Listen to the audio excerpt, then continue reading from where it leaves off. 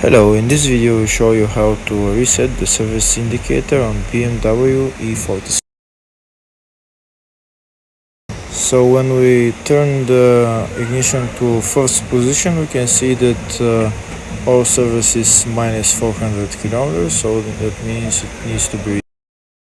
To reset the oil service, you need to turn the ignition off, press the left reset button and hold it while you turn the ignition to the first position, and then the reset light will come on. You release the button and press it again and hold it until the reset starts flashing, and now you can press it again, and that's it. The oil service is reset. Thank you for watching.